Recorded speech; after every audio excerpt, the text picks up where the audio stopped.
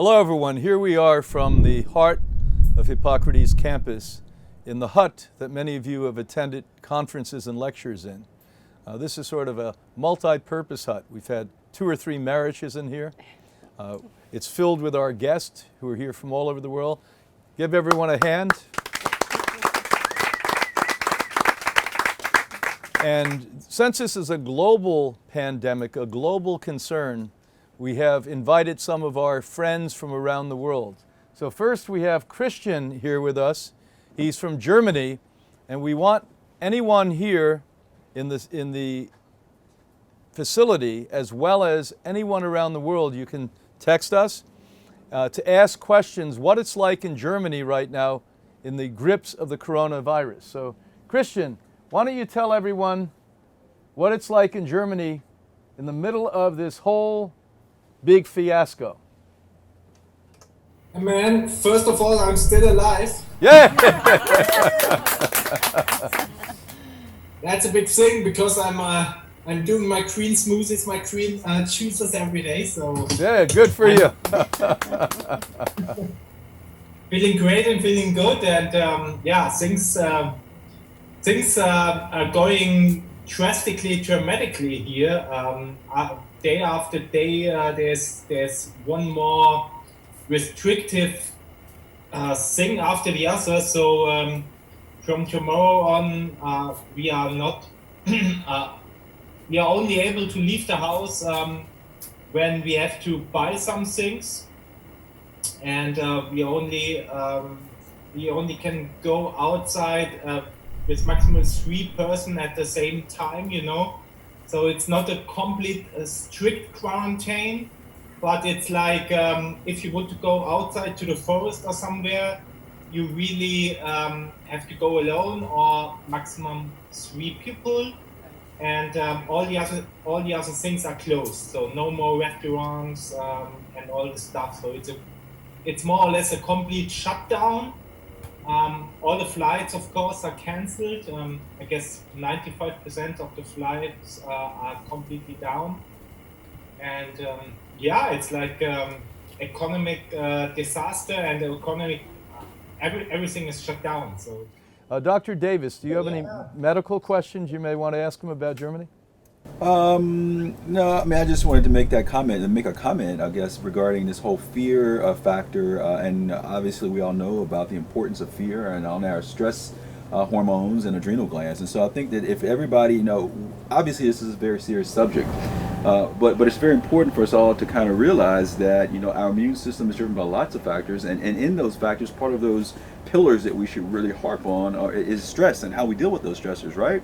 And so being stressed out and worrying about this stuff really puts us at a higher chance of developing or getting this infection and not being able to fight it off as well, simply because of our adrenal mechanisms or cortisol levels are now causing our T cells or immune system not to be able to function optimally. So, when we think about the things we can do to truly optimize our overall immune efficiency, exactly what you're saying is true, right? We have to have hope. So that's really important. Yeah, hope is important. So once again, Christian. thank you so much. Thank you so much. Thanks from Germany. Let's give him a hand. Now we're going to talk to Sweden. You have to look at the camera. So here we are going to Sweden, and we know this guy pretty well because he was in Anna Maria's belly about 22 years ago. Yeah. Our son, we're happy to say he's in the top school in Europe studying medicine. And Sweden has been locked down too, so we're going to ask what it's like in a Scandinavian country. So here we are, Blake Clement. Blake. Look at that guy. Hey, look at that new haircut he has. It went from long to... So tell us what it's like locked in your apartment in Stockholm, Sweden, and what the sentiment of those very enthusiastic Scandinavians are. Thanks. Sweden feels quite normal. I think the conversation about fear is a much broader conversation, and we're very fortunate in a way that we have this opportunity to reflect on the impact that fear has on our society. But Now, tell me what the Swedish government is saying to you. What happens if you're on the street with 30 people and running around and yelling? here, things are very calm, relatively, I would say, and the socialized healthcare system is quite strong, so people have a stronger faith that they're going to be okay. Can you tell me why do you think that difference is there? I mean, it's a very interesting concept, and I thought it was pretty much worldwide that the people were responding the same. But can you comment on why you think what's the difference? Well, Why the I think, yeah, right. I think Sweden, as a Western civilization, and some would say really an idealistic kind of socialist nirvana, there's a degree of futurism here that doesn't exist in the United States. Something that we're reaching after. There's already gotten rid of a lot of the key parameters that allow something like a viral disease to spread very well. People are very isolated here, especially in a social context. They have already been self-quarantining mostly for the last God knows how long. So Several centuries. yeah, exactly. They're a step ahead of us. Yeah, they maybe started the trend back in Yeah. 1640. Yeah. Any questions? By the way, Blake, we're in the hut, Yeah. and the hut is filled with guests that are here from all over the world. Yeah. Any of you have any questions? Yes. This question is for anyone who can address it. How long will this virus be active? How will it die out? From the indication from the scientists who are really on the front line with this, like my colleague, it's going to die out abruptly. How long, we don't know. The way you think about it is it's like climbing a mountain. Here in the United States and in Europe, we're still climbing the mountain. In China, they're on the other side of the mountain. As a matter of fact, they're almost at the bottom.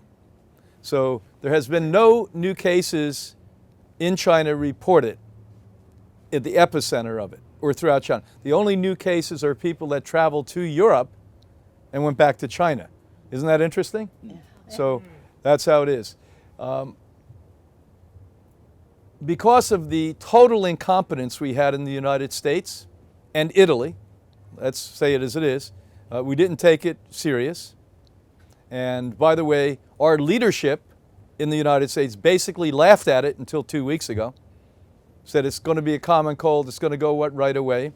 And we know there were economic reasons for this and political reasons for that. It may last another 2 months and it may last another 6 months. But we will reach the top of the mountain and we will go down the other side. And although it sounds really undemocratic, and believe me, I'm a freedomist. If nothing else, I'm a freedomist. Staying in isolation and doing some of these things, unless you have an environment like Hippocrates, where we're testing for you, we're checking for you, we're having a medical team here. You're talking to nurses on a daily basis. You're talking to psychotherapists on a daily basis. This is a protective environment. But they're pretty good bits of advice that you're getting at this.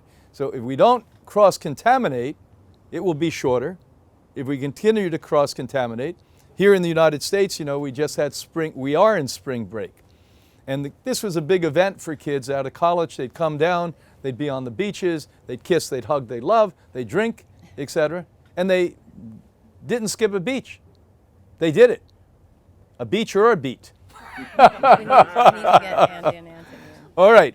So any other questions? Andy and Antony. All right. So thank you for being here, Dr. Davis and you, Blake. Blake. Thanks you, so Blake. much. Okay.